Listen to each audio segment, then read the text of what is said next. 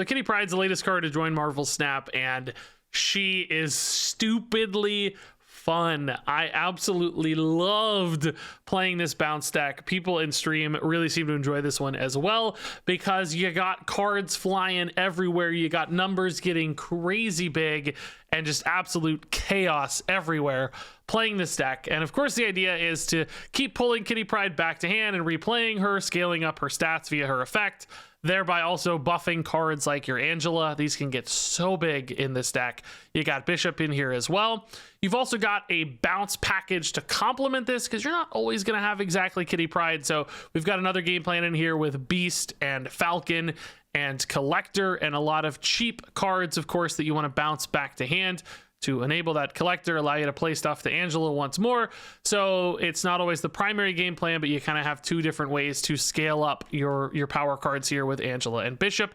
Also noteworthy, you don't want to bounce Kitty Pryde with Beast or Falcon. She will not gain the power buff. You have to use her effect if you want her to get buffed by pulling her back to hand. So keep that in mind. There are some edge cases where it might be correct still to bounce her, but most of the time you're going to want to pull her back manually, not via these other cards. They're there to round out the deck and make sure that's a complete deck package that's working really nicely, and of course all really complementary within itself. Now beyond that, there are a lot of crazy interactions with Kitty Pryde, and I could try to run you through a little bit of a recap right now, but frankly, you need to see a lot of this stuff in action. So what I'm going to do for this video is I'm going to put the most fun Kitty Pryde game up first, which I normally put like the best games early in the video. They're never in chronological order. But then after showing you a crazy fun highlight game of Kitty Pryde, I'm going to run the rest of these games in a sequential order so that you can kind of see us learning how Kitty Pryde works across various interactions and game states, so that you can also hopefully learn Kitty Pryde as well. You'll pick up a lot of the little nuances and weird interactions and mechanics with this card kind of at the same pace we did, because if things got out of order, it might sound weird as we're kind of learning things at different steps. So first game's going to be maybe the funniest game you've ever seen in Marvel Snap. Honest to God, it's insane. And then from there, we're just going to proceed chronologically, and you're still going to see this card do some crazy things and win, frankly, a lot of games, because this deck felt very strong. Oh, Sinister London actually not very good for Angela, right? Because all the copied versions don't increment the Angela. Hey, Cozy, what's up, dude? How's it going? Armor's probably okay. One of our bigger power plays. Without a Kitty Pryde right now, though, man, I don't. Dude, does Kitty Pryde Sinister London? Dude, does Kitty Pryde Sinister London? Do you just like get infinite cycles of Kitty Prydes? Like, because I could just keep replaying it into Sinister London and then just get more and more copies, right? Oh my God, I want to see that. Yes. Do I just leave all my spaces open, I think is the question. Am I just going to be playing full Kitty Prydes every turn? I don't even know if they're big enough to matter. I just want to see it happen. You know what I mean? Like, this is just going to look cool. So then I play, I guess I play both of these now because I can pull them back and make bigger ones later anyway, right? You don't have to have space for all of them at once. Yeah, that's true. So this should be okay, actually. The way she works, you don't have to. Oh, hey, Black Widow will help anyway. Cool. Oh, but now I only have one hand space. I guess, again, that's all I need, though, so it doesn't matter. Even with 4 Kitty Prydes. Dude, this is like a mirror match, by the way. Exact same deck so far. We have all of those cards. Okay, so Kitty Pryde. What's happening? Whoa, that was weird. So she goes here. She goes here. I need to actually be mindful of... Oh, hold up. Let's pull this one. She goes here. Why can't I...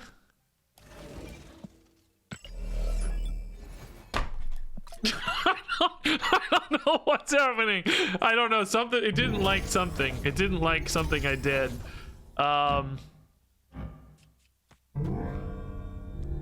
don't know what's happening, but it didn't like it, whatever I did. Maybe we just do this. I don't know. I was very unhappy about my interaction. I am not sure what's right or what's wrong or what's happening. Maybe I had too many board spaces after all the copies. Perhaps that's what happened. Because, dude, this is so sick. I think we're gonna lose, but this is hilarious. Oh, the Widow's Bites are a problem now. I need hand space. I gotta play one of these. It's gonna waste a spot. This game is an absolute clown fiesta. Look at the animations go off. Look at the animations. I don't know what to do.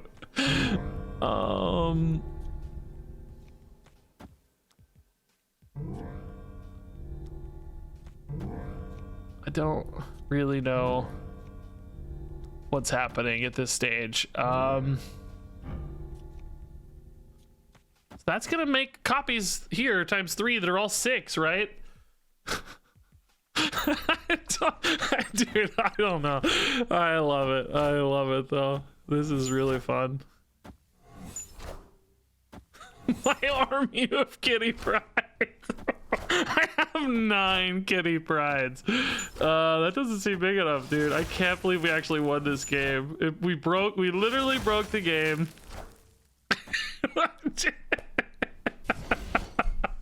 This is the best Marvel Snap game I've ever played. Oh, dude. That is amazing. I don't think the opponent really had a plan either, by the way. They were playing a similar kind of deck and were just like, ah, whatever. I think they were just having fun too. That is actually amazing. Hey, there she is. Okay, I think we still definitely want to play Angela first, but Kitty Pryde juicing up this Angela is going to be awesome. So the first turn I play Kitty Pryde, I have to leave her the first turn. The first turn you can't pull her back, right? It doesn't make any sense. It wouldn't work. It wouldn't know that you're not just, yeah. Okay. It's Regis's first Kitty Pryde. Congratulations. Falcon on Kitty Pryde. I guess if I sequence it correctly, can I avoid the Falcon pulling her back and pull her back via her normal... Like if I pull her back and then I play a Falcon and then I put her back again, does it work that way? He'll reveal before her, right? So I think it'll work. The moral of the story is that I think it'll work. This still triggers Angela. I'm 97% sure. Because the opponent has to believe that the Mysterio can be anywhere. So cards like Angela or locations still get triggered by Mysterio no matter what. He respects locations and cards on board. See? Which is pretty cool. It's to maintain the illusion, right? So here we pick up Kitty Pryde. Oh, that's a cool graphic. We pick her up and we can put her back. Yeah, okay, so her positioning changes. But I think I want to play Hood and Falcon first, right? To get the Hood, pull the Hood back, and then this won't pull back the Kitty Pryde. We don't want Falcon pulling back the Kitty Pryde because... Well, I guess here it actually doesn't matter, does it? No, it does matter because we need her effect to return her to hand. Does this work the way I think it works? I don't know. I could have beasted as well, by the way. I didn't even really look at beast. I was so set on trying this out, but who knows what's the right play. So this, yeah, that works. Okay, cool, yeah. Because she's not revealed yet. Exactly as expected. Okay, cool. So then we can pull Kitty Pryde back. Locked in. I can do something like this. Maybe don't want to contest there. I mean, I've made this Angela too big. Am I gonna have like two? Oh my god, this Angela's too big. I don't know. I really need to play Hood again, right? I think.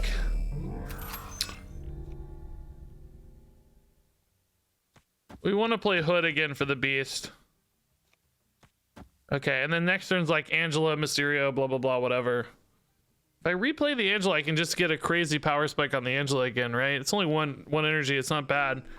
If I do this, I pull Kitty back with Beast, which doesn't proc her buff, right? She has to be... Well, I guess I already procced her buff once, so I guess it would work fine. but I think this is okay, right? Like, what? I maybe don't see the problem with this. It lets me put the Angela anywhere I want, which is pretty cool. It's probably going back in the same place, it looks like, but, you know, theoretically. This is just about max power output, right? So we hope Angela's big enough. Yeah, Beast keeps her at 0, but it's the final turn, right? So I don't know. I have plenty of energy. I guess I maybe don't see the merits yet, but these decks have a lot of man, they have so many interaction points. I mean, this is big. It's really, really susceptible to a Killmonger always. So I could maybe try to shift some of my 1-drops mid. Oh my god, wait, my hand is... Oh, I gotta do... Whoa. In range. Okay, that kind of makes sense.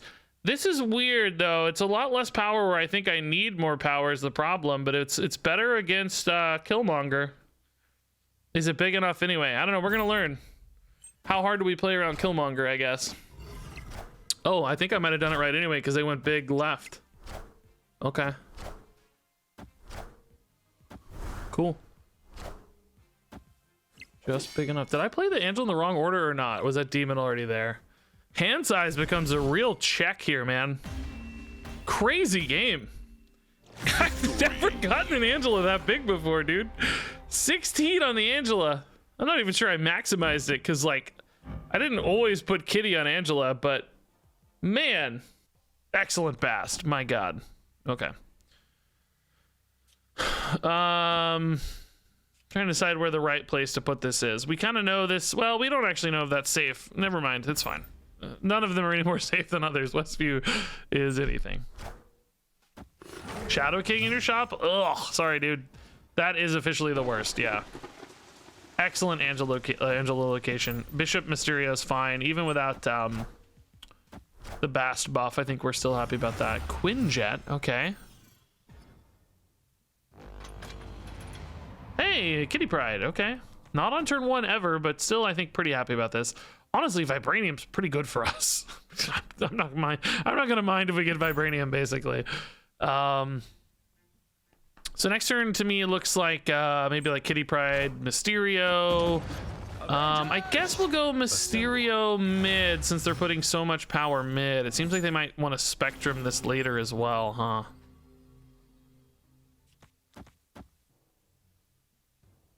Like, we're gonna go toe-to-toe mid because of the Angela, I think. Kitty Pryde into mines every turn. Boy, I like what you're thinking. Do I care about Asgard? I mean, I don't have a lot of value in hand, to be honest. So there's perhaps an argument to caring about the Asgard, but I don't really have any power to add this turn anyway. So I could Armor or Falcon or something to contest it, but just not the best play. Hopefully they can't Shang-Chi us mid. That would be very bad. Oh, hey, armor. Cool, they can't. Oh, they love the Kitty Pryde, though. Cool. Cool. So hopefully Kitty Pryde Angela can tank mid here, man. Because that's our only good line right now, honestly. Falcon pulls back Bast and Hood. Okay. I mean, yeah. Oh wait, did I do Falcon Kitty Pryde correctly? God, this is always weird. I need to pull her back, and then I need to Hood and Falcon, and then Kitty Pryde. I don't want Falcon pulling her back, right? Or does it matter? No, because I need her to be on board to pull back next turn. It definitely matters. Ooh, that's a problem. Shoot. That is a lot of power. We're locking into a spot with virtually no chance of winning, I think. I mean, my God, we're not that far off. I mean, a Spectrum, though, would obviously shut this way down. And Muir Island scales him twice as fast, too, so we're pretty far off. I take that back. Do we expect Spectrum here just for 12? Because I can beat 12. I mean, I think that's what we expect, right?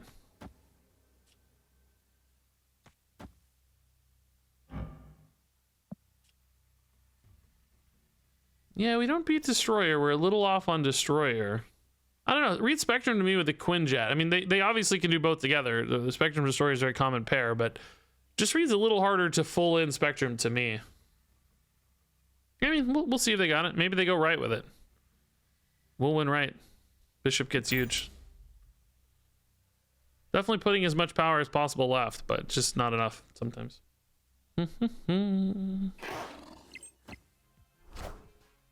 Oh, Orca Lizard. Dude, I love the Orca ongoing deck. That's awesome, man. Oh, yeah, I forgot to account for Kitty getting her buff. Oh, yeah, she's +2 anyway. We beat Destroyer. Yeah, shoot. Even better. We beat Destroyer ×2 regardless, man. That's awesome. ×2, I mean, you know, in each location. Oh, yeah, shoot, dude. Kitty's buff doesn't update until she's replayed. That's actually visually kind of confusing. It's the returning her that's supposed to buff her, not the replaying her. Like, she showed 4, but she actually was 6. I hadn't tracked the number closely this time because she came in late, so I didn't notice, but yeah. Onslaught Citadel for us. Nothing, I guess, but we love Kitty Pryde on 1.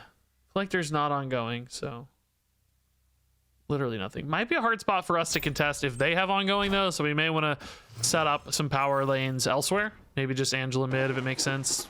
Certainly looks like it makes sense to me. Do we like... Yeah, I think we like this better. It's a little weird, but we'll have plenty of time to scale Angela anyway, and then next turn I can go potentially Angela plus a 1-drop. Oh, I can go Angela plus Kitty Pryde at least, and then on turn 4 we'll have the Falcon to clear out the Angela lane because she'll only have 1-drops anyway at that stage. So I think I like this a little more. Just keep our Kitty Pryde scaling. Okay, that's fine, I guess. Maybe we'll get a Bast to reset anyway. Eternity Range. Okay. Oh, we actually hit the Bast. Is it right to play the Bast again though, or do we want to get the Angela down? Man, I don't know. We can't win Raft just yet if I do. Well, in any scenario, we can't win Raft just yet. Maybe this is still fine, because it certainly resets the Angela anyway, so we lose some Angela scaling, but she's going to get there regardless. Okay, yeah, we like this.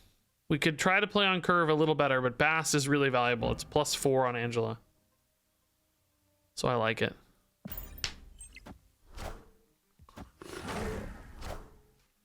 I like it. Oh, okay. That's not a big problem. That's okay. So, man, pulling the Iceman actually kind of breaks my Raft contention if I want to keep popping Kitty Pryde here. I mean, I don't have to do it this turn unless they do. I don't think they're likely to. No, she only gets +2 when she returns herself.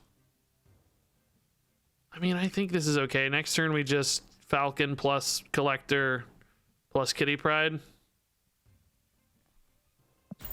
No, only she procs her buff.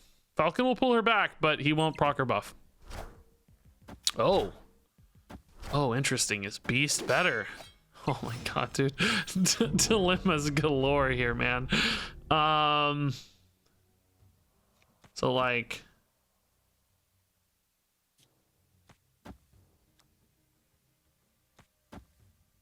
I didn't play Beast. Wait, I wanted to play Beast, I thought. This still counts for Raft. Beast pulls Angela and Bast back. I can start rescaling the Angela again next turn wherever I want, which would probably still be mid. And then I try to win left with, I don't know, some combination of plays. How many cards am I going to have in hand? +2, and then I got the 4. Is this worth it for only +2 on the Collector? Feels a little weird. I'm getting +2. The Raft card is the 7. I think this is okay. Why not Beast Kitty? I don't think it helps. We don't get it. Oh, Heimdall's very intriguing. Okay. We want the Kitty to stick, right? Beast Kitty. I think she loses her ability to get buffed. Like, we need to be able to pull her back to proc her effect again.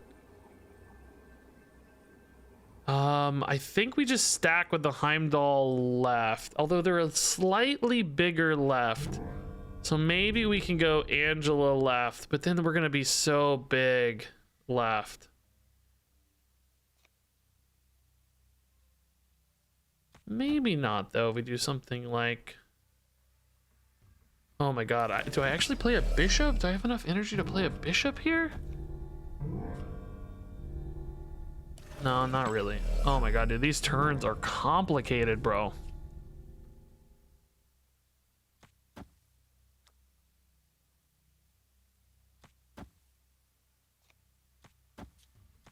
I think that's it.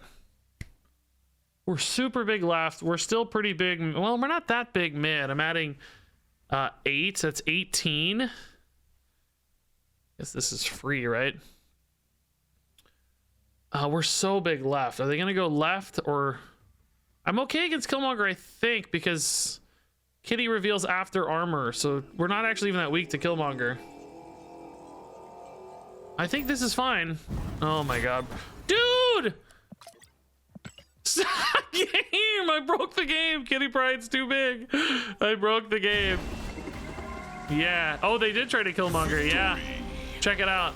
Our armor tech absolutely clutching it. Yeah, perfect. Dude, Kitty Pryde, by the way, 10 power Kitty Pryde, but also well, she didn't contribute too much, I guess, to the Angela. Maybe once or twice, I don't remember, but just on her own, right? Just huge. A 110. I mean, not really a 110 because we spent 1 energy multiple times, but you get the idea. Oh yeah, we're actually doing great. Oh man, and I don't even think well, I certainly have not snapped with any sort of... I haven't snapped once, so cubes here have a lot of potential to improve because this has not been snapping at all, but win rate's really good. That's all I'm trying to get now. We can learn how to snap later. As long as we're winning games, that's the important thing, and we're winning a lot of games. I don't understand what each card does, but this is the most fun I've had watching Snap. Thank you, Listatus. I also don't understand what each card does. This is a hard deck to play, but the potential here from a high skill player in particular seems very high to me. Okay. Turn 1 Kitty Pryde's awesome. Kitty has some sick variants. Oh no! I am ego, and this is okay, my snap. We gotta snap. domain. Oh, he seems like he's gonna be good with Kitty Pryde though, because if he's anything like Agatha will like always fill actions. She'll just go until she can't go anymore. So like if you have Cloak, she'll move everything.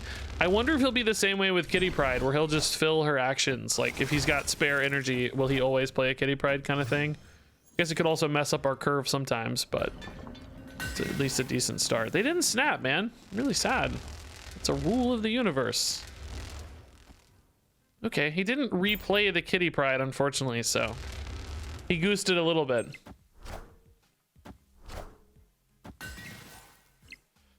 All right. Mr. Fantastic seems really good in an ego game. Basically anything... Oh, Bastardim's helping us out, though. But anything that just kind of gets you power efficiency is usually really good with ego. So Demon actually should be pretty good for us. Bishop would have been if he'd gotten it down in time. Now it feels certainly too late. Although we're really good at stacking Nidavellir, but if they fill for the mojo, that's kind of scary.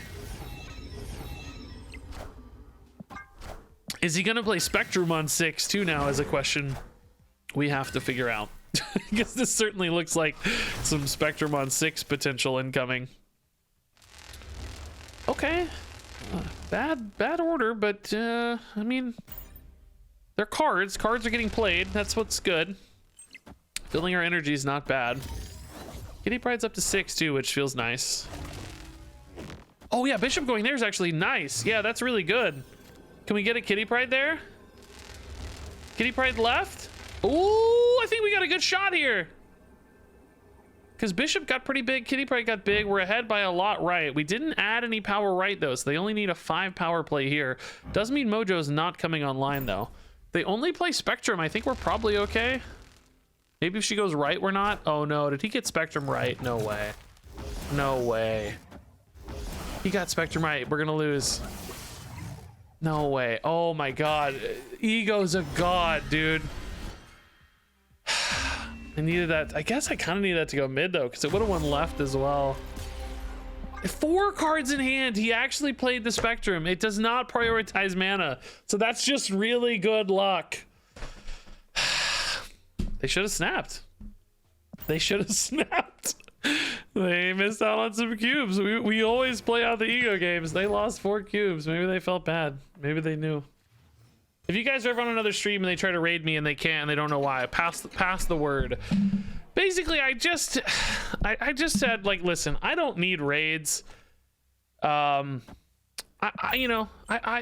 been around a while. I have a secure content creation life. You know, my content creation career has gone well.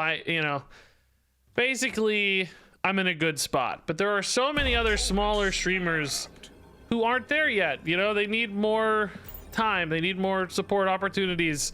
You know, big raids to get some followers, etc.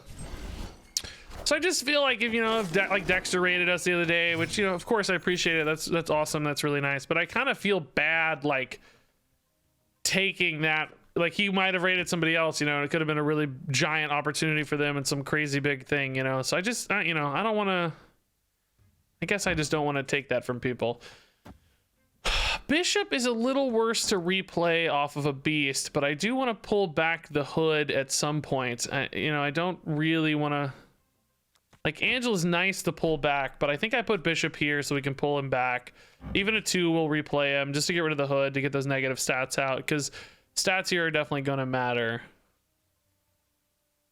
I think that's fine. I think we'll have plenty of energy. So anyway, I turned off raids. I don't know. Of course I appreciate them. It's always fun to have new viewers and stuff, but just wanted to be more supportive of folks, basically. Yeah, this is a fine turn to do this as well. Does this game get more fun the more cards you unlock? 100%, yeah. I mean, the like base gameplay doesn't really change all that much. Like, more cards don't do like crazy different things outside of a few specific cases like Thanos and Galactus. So it'll feel, I think, pretty similar, but I think personally it's much improved, basically.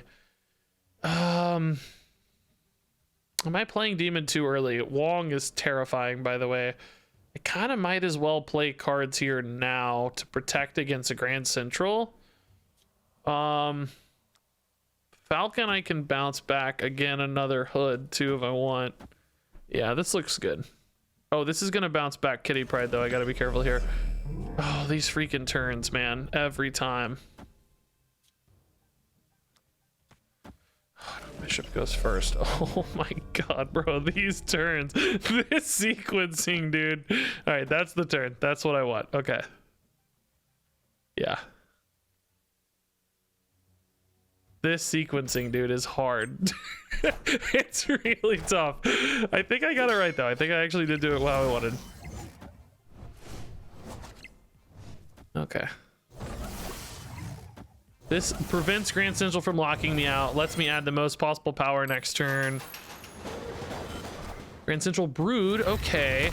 Oh, that seems really good, because maybe it shuts down, like, the... Maybe they were going to go for a Silver Surfer Wong, but anyway, the Wong is just stranded now, so that's good. If Silver Surfer goes there, this would only get +4, so we really don't need to add a lot of power there, and certainly it feels like Bishop is going to be able to add a lot of power. I think the real question here is, do they have Killmonger, and am I big enough anyway? Like, Killmonger Surfer, this adds 4 to the Bishop. We'd tie a Killmonger Surfer. Angela Mysterio would carry there. We're revealing first, so Mysterio would not give me an extra card from a Killmonger. I don't think Killmonger is common in Mr. Negative decks anyway, though, so I'm not really worried about Killmonger so much. Ironheart, I think this is fine too. Riding 4 + 3 is 7. I think that'd be okay. Guess I could get 6 off Ironheart, maybe. Maybe Ironheart and Surfer could win there, but I think we'd dominate the tie in that case. Basically, I'm trusting the bishop scaling left. I could have put a demon there to hedge a little, but this is where the more power could be added, like an Iron Man or something. So, Surfer, Absorbing Man. Oh, but we win the tie. That's fine. I did not account for Surfer, Absorbing Man, right? Like, this is where the demon would have made the difference, but thankfully, like I said, tie is so heavily favored for us, it doesn't really matter. It's kind of the same difference. Okay, yeah, good win. Cool. We only ever would have tied there anyway with a demon, right? Dude, you see how crazy big this Angela gets, man. Kitty Pryde didn't even go crazy this game, but still helped. Multiple extra procs. This deck's nuts, dude. This deck is actually nuts. She only gets buffed one time per turn. It's not. Oh, that's not good. That's really bad for us. We might still be able to contest this with like well-placed Angelas and bounces and stuff. Like if I Angela, you probably have to hit it next turn and then like Iceman, whatever, Beast, whatever, replay the Angela again for another cycle. Yeah. This is not. Oh, that's the dream. Okay. Do we also put Bishop in, I wonder? He's really one of the higher power per position cards available for us. And we can still bounce. Probably want to go... Well, it doesn't really matter what we play next turn, as long as everything's cheap enough later. I would prefer Iceman because of the disruption, Black Widow because of the disruption. Those sort of cards would probably be best. I'm not sure Bishop really gets big enough, but I just don't have a lot of other choices, you know? Ooh, I wonder if this is a deck that's going to be looking to play Professor X on... he doesn't really work the way we want. Is this a deck that's going to be looking to play Professor X on 5? Can I get big enough to beat Professor X next turn? Maybe? Maybe? Maybe even disrupt it too. Okay, let's see. They snapped. Oh, yes! They weren't expecting this. I love that. That's great news. Okay. That is awesome. I mean, I guess the bishop really doesn't get very big as I say this. I think we maybe are bailing out of the bishop. I forgot Beast was taking up a spot. Because he only goes to 3. Like, I guess legitimately armor is just better in this case, right? We could do this again, though, maybe to protect against... like, this still beats a Professor X, but it protects a little bit against, like, a Hobgoblin or something. I guess they're going to see my play, though, so they're going to know. But anyway, this limits their plays. Like, they can't do anything too spicy because they know I'm going to create space next turn. And then we probably just finish on a Mysterio or Armor, whichever we get. So this is fine, I think. So, like, Professor X only puts him at 7. That doesn't win. Hobgoblin can be plates. That doesn't win. They need to go for raw power here, but they can't really do that this turn. So, again, Iceman may disrupt them even additionally. If we are able to win this game, a 1-location game with this deck, that's pretty spicy. Oh, Gamora. Can I get big enough to beat Gamora next turn? Dang. Yes, I can. Yeah. Yeah, I sure can. Cool. Just add whatever. 4 is enough. That's great. That adds 6. Yeah. Wow. I'm really... That's a tough game to win. Hitting the Angel on 2 made all the difference, but some pretty spicy lines to be able to dig that game out, man. That's a really good win for this deck. But anyway, we've had a great streak with this deck, right? And we've been winning a ton of games, and it's doing its thing, and we're really happy with how it's performing. And then what you'll see is somebody will run into a matchup where they just can't win. Like, okay, I just can't beat Galactus with this deck, right? It's literally impossible to beat Galactus with this deck. And what you'll see people do is completely, like, they'll be like, I'm gonna change my deck to beat Galactus, right? I'm gonna add in a couple tech cards so that I'm better against Galactus. The problem is, though, that when that happens, you make all your other matchups worse. You end up sacrificing other matchups in order to you know, maybe you gain 5% in an unfavored matchup, but if you lose 5% in the other 5 matchups, then that can be a real downside, right? You're basically exchanging your frustration for win rate, which is not always a good exchange.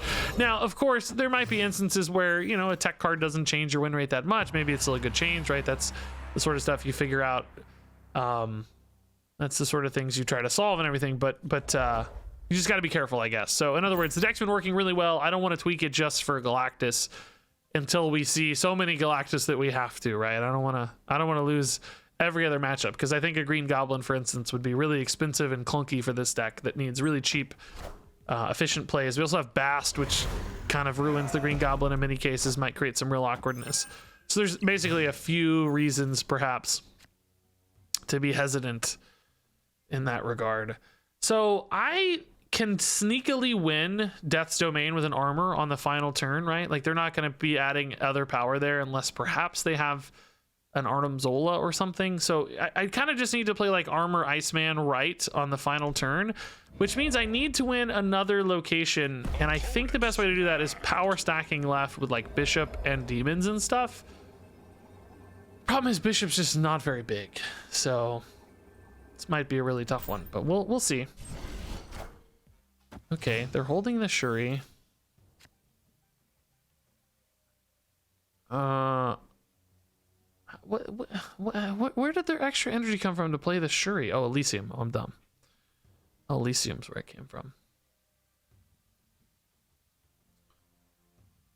Iceman can mess that up actually sometimes. With Elysium, I'm willing to just keep all this stuff in hand and replay it on the final turn.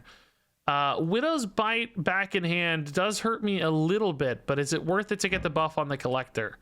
Like, do I need another card off the top? Is anything exciting enough to... like, a Mysterio would be really good, but all of the 4 other cards, I think, aren't that great.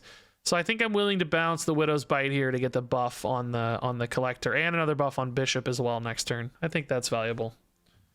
Let's do that. And then maybe Iceman messes up any Shuri plays if they go for She-Hulk Taskmaster here. This can sometimes snipe the She-Hulk or the Taskmaster or whatever. She-Hulk was discounted, so it can be hit since they had skipped the previous turn as well. So we already have 11 here, and we're going to be adding, I think, so much more.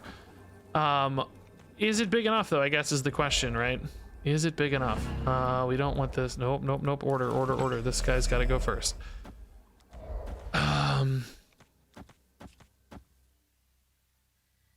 They're revealing first, so this should be fine. I mean, technically they could Arnim Zola something big still, but then I don't know, right? Like, if I add 8 power here, it's still not going to be an Arnim Zola. So I think 5 should be sufficient, and then we try to win left. We add enough power to contest mid, but we're not really planning to win mid. We're planning to win left and right off of this this power dump, right? So it's a good plan. May not work, but it's a good plan. That's more stuff than I wanted to see. That makes me scared. Taskmaster did not have any problems getting played, of course, with stuff. But I think, yeah, we look big enough, right? I think we're just big enough. Cool. This is a good win. This is a really good win. I think we spotted the lines pretty much from moment 1 here and figured this out. Yeah. Really spicy win. Cool. Victory. Proud of that one. That's good.